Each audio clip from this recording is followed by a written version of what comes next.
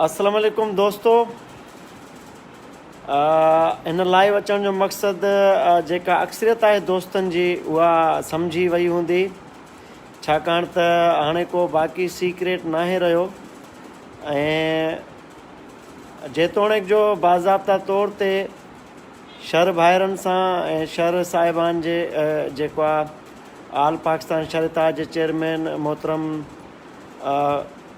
ख़ालिद हुसैन शर साहब सां असगर मलाणो साहब जे प्रोग्राम में जेतोणीकि ॻाल्हियूं ख़तमु थी वियूं, जेके दिलि में रंजिशूं या हुयूं या नाराज़गियूं हुयूं उहे ख़तमु थियूं। पर बाज़ाब्ता तौरु जीअं मूं वाइदो कयो उन प्रोग्राम में ई त मां इन प्रोग्राम जे बाद में मां लाइव अची पंहिंजी ID तां उहा शर बिरादरी जी जेका नौजवान क़यादत आहे या हर हिकु फ़र्द जेको शर बिरादरी जो आहे जिन खे इहो महसूसु थियो त मां जेको ॻाल्हायो हुयो उहो चीफ सरदार शहरयार ख़ान शर साहब जे ख़िलाफ़ु ॻाल्हायो हुयो या शर बिरादरी जे ख़िलाफ़ु ॻाल्हायो त मां इन जी वज़ाहत कयां थो त मां ॻाल्हायो बि त हाणे उन ते मां दिलि सां तव्हां सभिनी शर भाइरनि खे, चीफ सरदार खे जेको आहे शहरयार ख़ान शर साहब खे, तव्हांजे चेयरमैन साहब जेको आहे ख़ालिद हुसैन शर साहब खे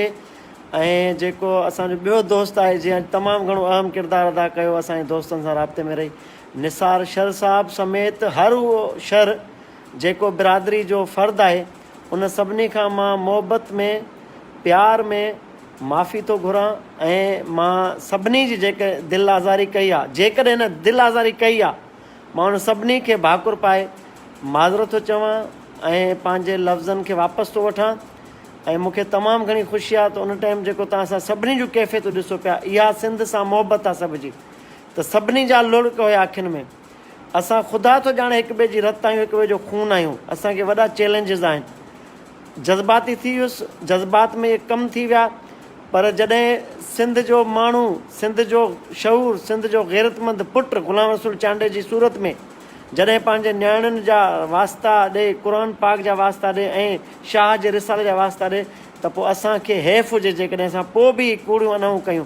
त सभिनी खां पहिरियां सभिनी शर भाइरनि खां मां माज़रत थो कयां, माफ़ी थो घुरां। गॾोगॾु हाणे मूं उनखे रिक्वेस्ट बि कई ख़ालिद हुसैन खे त असांजी चांहि ठारायो 26 तारीख़ ते मोहबत जो पैगाम खणी हुन बचिड़े ॾे हलंदासीं। हुनजे पीउ खे बि ख़ुशी महसूसु थी हूंदी, पंहिंजी उनजी तकलीफ़ हिन वक़्तु दूरि थी हूंदी ज़ाहिद मंगनार साहब जी। उन सां गॾोगॾु ठरी में जेके असांजूं ॿियूं बिरादरियूं रहनि थियूं उन्हनि सभिनी में हिकिड़ी सुराई आहे, हिक ॿिए जा असां बाज़ू आहियूं, ताक़त आहियूं।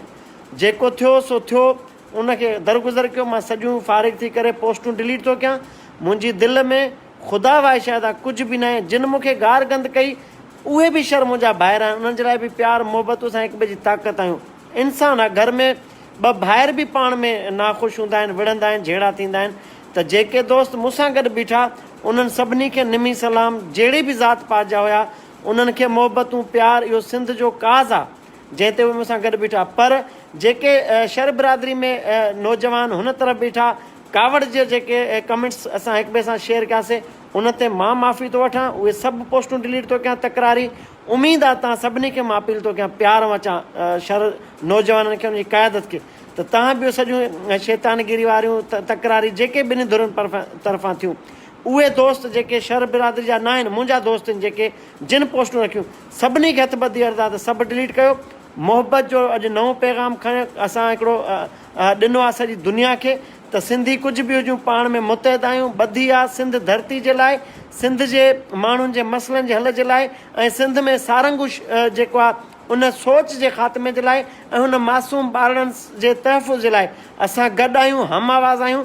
त 26 तारीख़ ते सुबुह जो 1-2 बजे असां राणीपुर पहुचंदासीं। त शर भाइरनि खे बि गुज़ारिश आहे असांखे राणीपुर मां तव्हां अचो, वठी हलो ऐं जेको बि मोहबत जो पैगाम आहे गॾियल तौर ते हुन ॿार ॾे हलूं ऐं उते उहो मोहबत जो पैगाम ॾेई असां वापसि हलाईंदासीं। असांखे इंतज़ारु रहंदो तव्हांजी मुस्बत मोट जो। ऐं हिकु दफ़ो ॿीहर शर भाइरनि खां सभिनी खां दिलि सां मां माफ़ी थो घुरां ऐं अलाह करे असांजूं मोहबतूं देर पा हुजनि, क़ाइमु हुजनि ऐं सिंध लाइ ख़िदमत कयूं, सिंध जे लाइ लोचूं सोचूं, सिंध जे माण्हुनि जे मसइलनि जे लाइ लोचूं ऐं धारे खे ललकारियूं। असां ताक़त हुयासूं, ताक़त आहियूं, इनशा अल्लाह ताक़त रहंदासूं।